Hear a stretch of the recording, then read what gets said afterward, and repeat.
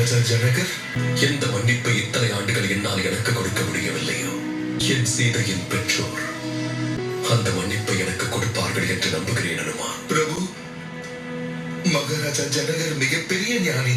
தங்களுடைய முடிவு, அதற்கு பின்னால் உள்ள காரணம் இரண்டையும் மன்னர் நிச்சயம் புரிந்து கொள்வார். செல்வதற்கு முன்னால் அவருக்கு புரிய வைக்க தாய் சீதை ஒரு கடிதமும் எழுதினாரே. அறிவேன் அனுமான், சீதையின் வார்த்தைகளை நிச்சயம் அவர் புரிந்து கொள்வார். ஆனால் இந்த உலகில் எந்த ஒரு தாத்தாவும் இந்த வாழ்க்கையில் பேர குழந்தைகளோடு இருக்கும் மகிழ்ச்சியை இழந்து வேதனையின்றி இருக்க முடியாது.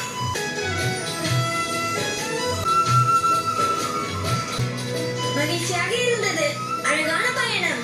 அன்னையே, விரைவாக வாருங்கள். மகாராஜா ஜனகர் தங்களுக்காக காத்திருக்கிறார். அதனால் என்ன? பக்தர்கள் எப்பொழுதும் இறைவனுக்காக காத்திருக்கத்தான் வேண்டும். வனதேவி அல்லவா, அவ்வளவு எளிதாக காட்சி கொடுக்க மாட்டார். நதித்தாய் நமக்கு எவ்வளவு உதவி செய்திருக்கிறார். நான் அவரை தரிசித்து அவருக்கு நன்றி கூற விரும்புகிறேன். நீங்கள் கூறுவது சரிதான். அது மட்டுமின்றி இனி இந்த இடத்தில் அசுர பயம் கிடையாது. எந்த நிலையிலா அவரை சந்திப்பாய், தலையை சரி செய்து கொள்ளுங்கள். பாருங்கள், இப்பொழுது எவ்வளவு அழகாக இருக்கிறீர்கள். மகாராஜா ஜனகர் எனக்கு தந்தைக்கு சமமானவர். அவருக்கு மரியாதையில் எந்த குறைவும் இருக்கக்கூடாது. புரிகிறதா இருவருக்கும்? புரிந்து கொள்ளுங்கள் அண்ணா. மரியாதையோடு அவரிடம் பேச வேண்டும். இந்த அறிவுரை உனக்காகத்தான் குறும்புக்காரா? புரிந்து கொண்டேன். கூடிய விரைவில் லவனும் குசனும் தந்தையை இங்கு அழைத்து வந்து விடுவார்கள். ஒருவேளை என் தந்தை என்னை இங்கே இந்த நிலையில் கண்டால் என்னவாகும்? என் மகன்களுக்கு அவர்களுடைய பெயரும் புத்தையில் கிடைக்க வேண்டிய மரியாதையும் கிடைக்கும் வரை என்னை பற்றிய உண்மையை நான் யாரிடமும் கூற முடியாது. அந்த சிறுவர்களும் வனதேவியும் எனக்கு வேண்டும். நமது சேனையின் மற்றொரு குழு நீருக்கு அடியில் செல்ல வேண்டும்.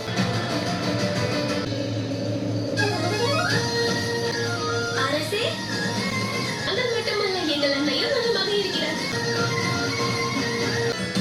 அரக்கனின் மாளிகை இடிந்து விழுந்த பொழுது அப்போதும் உங்கள் பலத்தின் மீது எனக்கு ஐயம் ஏற்படவில்லை. நான் அந்த ஆயுதத்தை கொடுக்கும் பொழுது அதற்கான மந்திரத்தை கூறவில்லையே. இது எவ்வாறு மகாசுரனை வதம் செய்தீர்கள்? நான் ராமனின் பெயரை நினைத்துக் கொண்டு அந்த அம்பை எய்தேன்.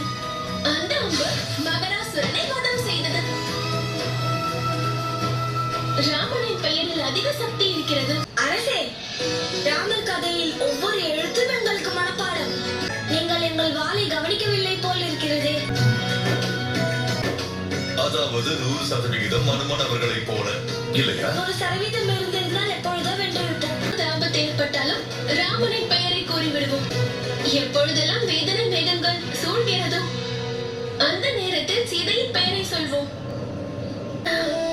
அப்பா, என் அன்னை கூறியிருக்கிறார், ஒரு பெண் அவள் பிறந்த வீட்டை விட்டு கனல் வீடுதான் உலகம் என்று சென்று விடுவாளாம். நேரம் அப்பாவின் மீது இருக்கும் பாசம் குறையாதா? நாங்கள் விரைவாக அயோத்திக்கு சென்று ராமன் மற்றும் சீதையிடம் நீங்கள் நலமாக இருக்கிறீர்கள் என்று கூறிவிடுகிறோம்.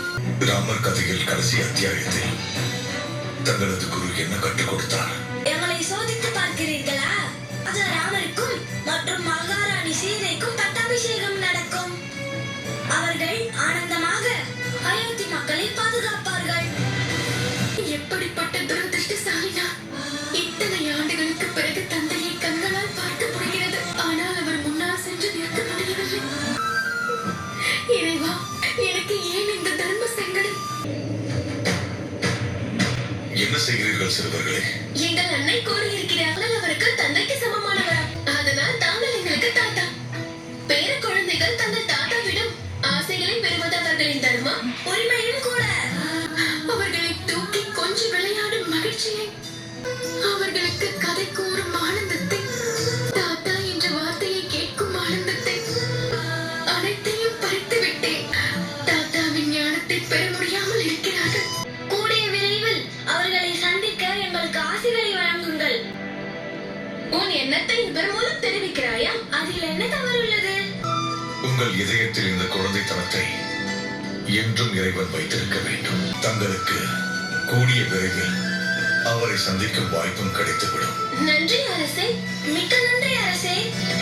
வனவாசமோ ராவணனின் சிறையோ, இதுவரை இறைவன் எனக்கு என்ன கொடுத்திருந்தாலும் அதை என் விதையாக கருதி நான் ஏற்றுக்கொண்டேன்.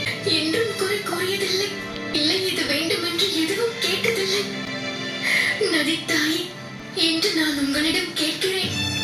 என் தவத்தை நான் முழுமையாக செய்திருந்தால் என்னுடைய தந்தை கண் முன்னால் செல்லாமல் அவருடைய பாதங்களை வணங்க எனக்கு ஒரு வாய்ப்பு கொடுங்கள்.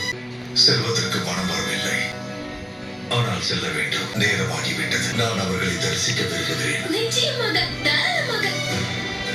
நானும் வனதேவியை தரிசிக்க வேண்டும் மகனே. ஆமாம், நாங்களும் வனதேவியை தரிசிக்க விரும்புகிறோம். பாருங்கள், வில்லில் ஏதோ ஒரு அபூர்வ சக்தி இருக்கிறது. இதோ நீயே பார்.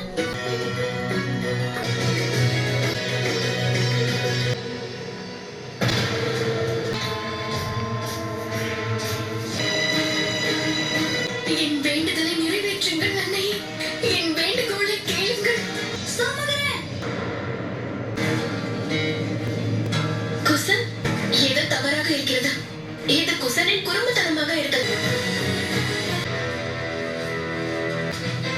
என்ன நடந்தது குரு? சோமகரன், என்ன ஆயிற்று குருமாதா? அந்த அரக்கன் சோமகரனை அழைத்து சென்று விட்டான். அந்த பக்கம்